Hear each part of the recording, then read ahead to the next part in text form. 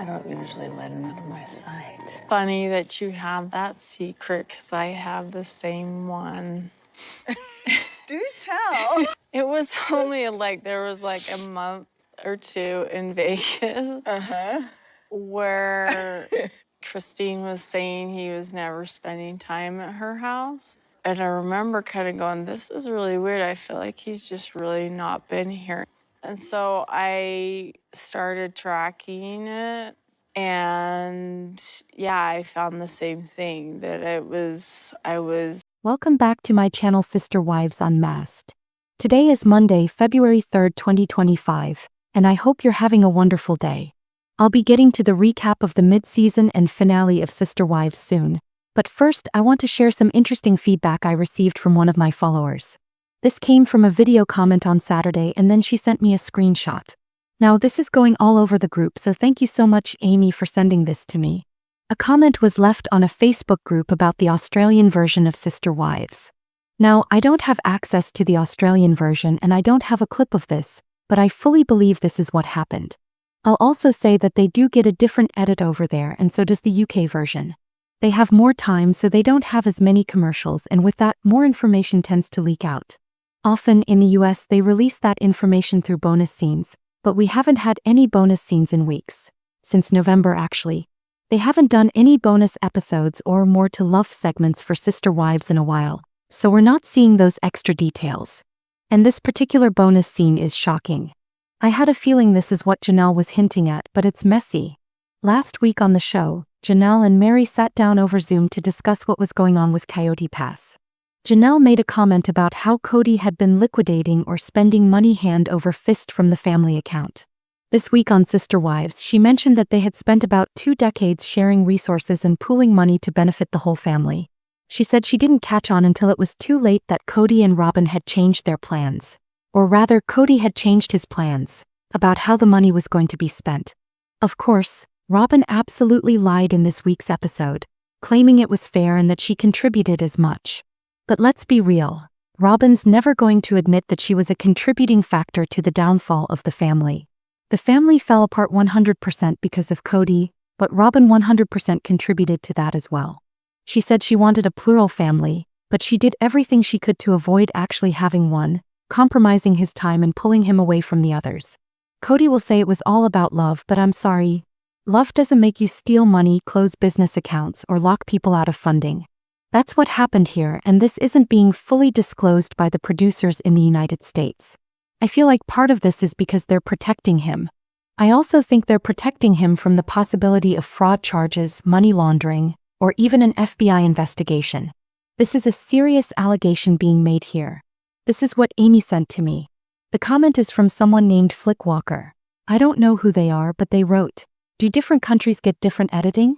I'm asking because here in Australia, when Janelle was talking to Meri on their video call, Janelle said to Meri that she had been asking Kody to remove his name from her bank account. Then she said that without telling her, he had removed his name from her account, but he also closed the family business account. Meri's expression was stunned. Janelle continued on and said she only found out when she went to access the business account to get some records, and it was gone. Where did the money go from the account that he closed? Why is nobody mentioning him closing the business account? Is the editing different in each country? So let's talk about this. In the episode we saw, Janelle said she felt Kody was up to something. We get these hints in our version. She tells Meri that she's concerned there won't be an equitable division of assets and that she's worried about how Coyote Pass will be divided. We don't hear anything about Kody being on a bank account with her, and we don't hear about a business account being closed in our version. All we hear is that money was going out of the business account for whatever Kody wanted. Then Kody makes a comment saying, "I have 18 kids, and Janelle doesn't need to know what I was doing with this money because it was none of her business." But in the Australian version, Kody and Janelle have never said they had a joint account together. Janelle has always said she had her own checkbook, and I've always said I didn't believe that. I've always said Kody controls the money, and this proves it to me. If they're not legally married, she doesn't need to have a joint account with him, and why would he have a joint account with her if there's a family account? Secondly, there was a family account, a business account, which was linked to the show. Kody and the wives were all supposed to be part of this account. And this person is saying that Kody removed himself from Janelle's account, but then in retaliation for not getting access to her money anymore, he closed the business account. That money is now gone. There was money in this account that was supposed to be for everyone, and he removed that money, closed the account, and now Janelle and Meri have no access to it. Only Kody and Robyn have access to the money that's left in that account. This explains to me where they came up with the money for the down payment on their new home. When they were paying off Coyote Pass, Kody said he and Robyn didn't have the money to buy out Janelle and Meri. I said, well, where did this $420,000 come from? If he didn't save money in June 2023, where did he come up with $420,000 come from? If he didn't save money in June 2023, where did he come up with $420,000 to put down on a house in a year? Well, it sounds like Kody closed the account and took all the money that wasn't his to take. That money was in a jointly held business account that all of them had their names on.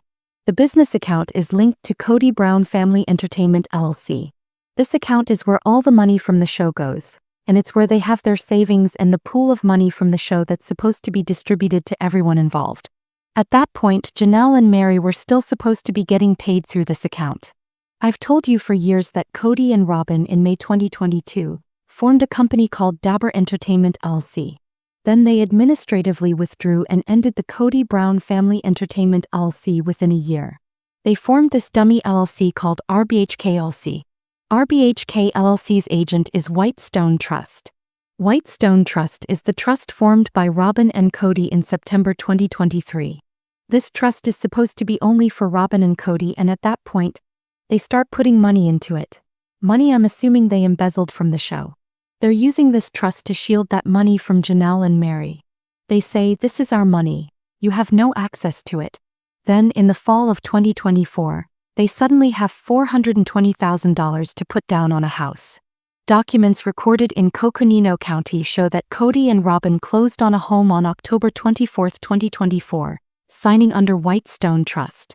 A warranty deed was also put in Whitestone Trust's name, with Kody and Robyn as the beneficiaries. The home mortgage is also listed through Whitestone Trust. What does this mean? It means she's accusing him of embezzlement of business assets. Kody embezzles the money and launders it through RBHK LLC, making Whitestone Trust the manager of RBH. So, RBHK is basically a shell company where he's putting the money he embezzled from their business account. Then with Whitestone Trust set up the way it is, no one else can touch that money. The money from the show is then used to buy a home for them in October 2024. Kody and Robyn never would have been able to purchase the home they currently live in had they not embezzled the money and stolen the funds from the business account. Sister Wives, the show through Kody Brown Family Entertainment LLC, had joint membership of Kody, Robyn, Janelle, Meri, and Christine. It wasn't closed until last year in 2024. Technically speaking, this would have meant that the assets from the show and the subsequent business account associated with it would have been jointly shared by all members of the company. That means Kody did not have the right to all the money in that account. Under federal law, embezzlement is described this way. Embezzlement is the fraudulent appropriation of property by a person to whom such property has been entrusted or into whose hands it has lawfully come.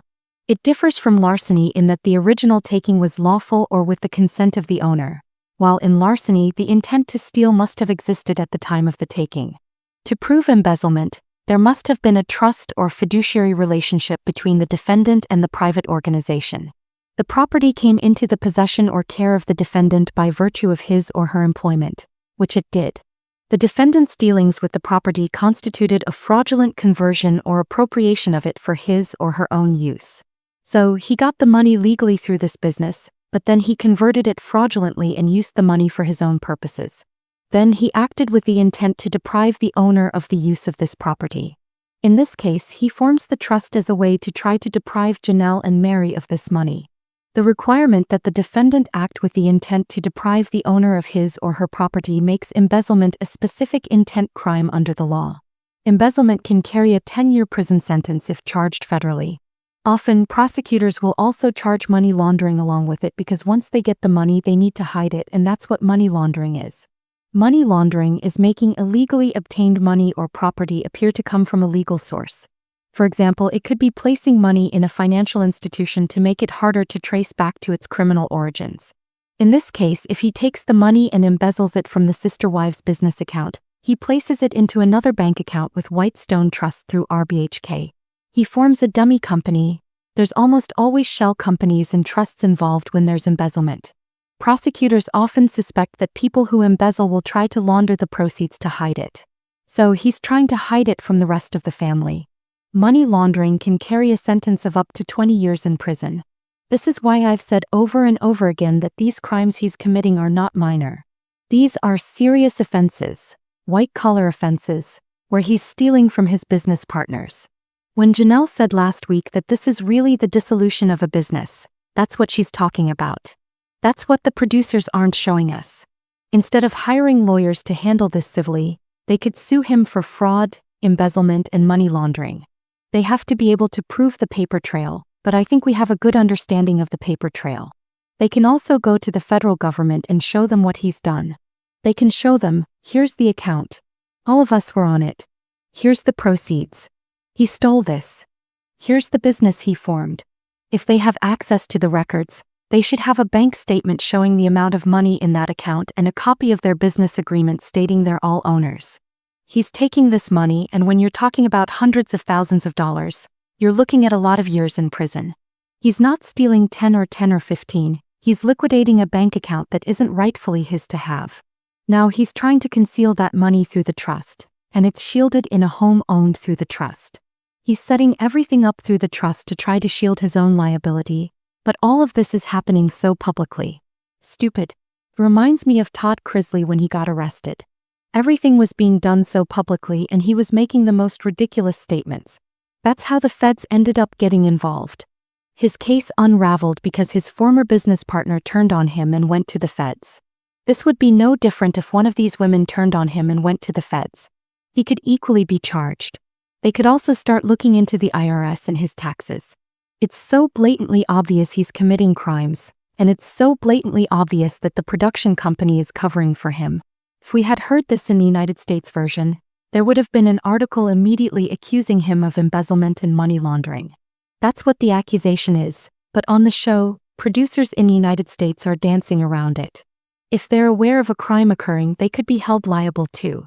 This is the money TLC is paying them, and if TLC is made aware that money is being stolen, they have a duty to ensure those women are being paid and not paying Kody because he's a thief. They're complicit and part of the scheme, and Kody's weaponizing them against the wives who have left. So that's what I have for this video. I wish they would go to the FBI. I wish they would report him instead of trying to handle this civilly. Now I understand why they're getting lawyers involved, because it's not just about Coyote Pass. It's also about joint bank accounts for a business, which is entirely different. They don't have to be married or going through a divorce to have a shared right to that money. If they're all on the business documents and listed as members, they all have an equal say in joint ownership of the money in these accounts. Kody is a thief. I wish they would go to the feds and call the FBI. Janelle, Meri, please tell me what your thoughts are in the comments below. Make sure to give this video a thumbs up, subscribe to my channel if you haven't already, and click the bell so you never miss a video. Thanks so much for watching, and I'll see you next time. Bye guys.